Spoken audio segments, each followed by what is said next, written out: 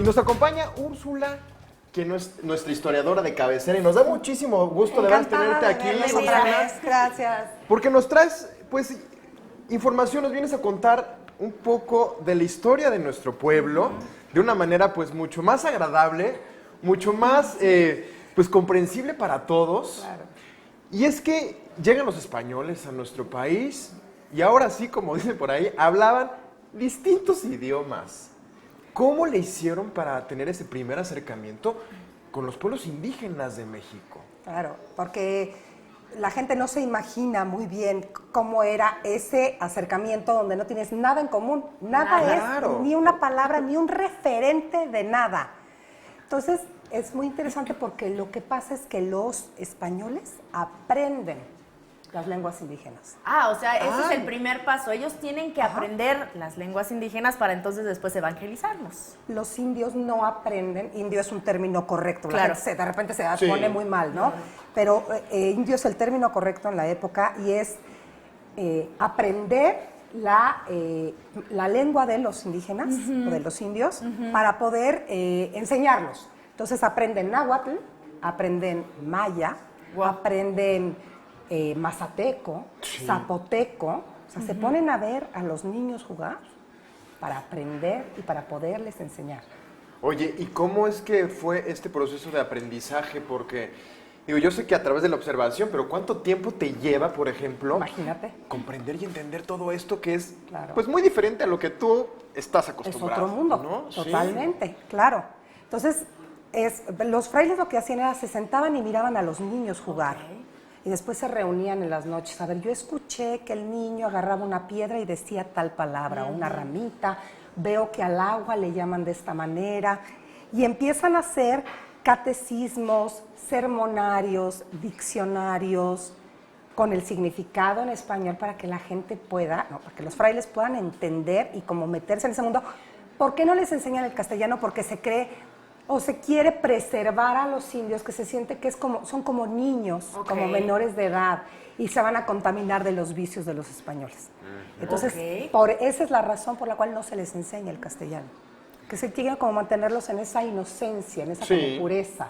Claro. Bueno, pero que al final, tenían también un objetivo a largo plazo, ¿no? O sea, empiezan a ver que tienen que hacer esta evangelización, pues porque no llegaron a un lugar a adaptarse, sino llegaron a un lugar a adaptarlos a todos ellos a lo que ellos creían. Claro.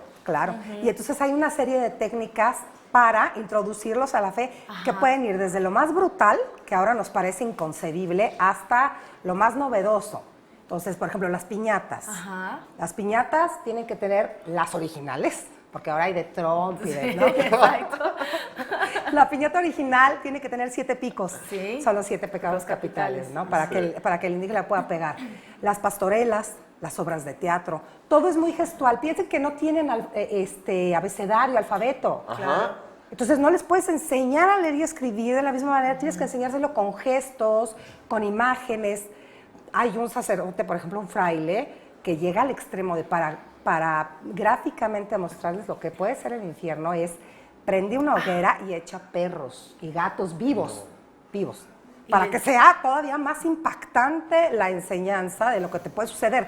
Porque nosotros pensamos en el concepto de pecado o de cielo y infierno, pero eso tiene que relacionarse a su vez con el examen de conciencia, la penitencia, qué es pecado, un montón de conceptos que ellos no tenían. Claro, ¿no? o sea, ellos ni siquiera sabían lo que era un pecado, por supuesto. Entonces, ¿qué es un pecado? ¿Cuál es la diferencia entre un pecado y un delito?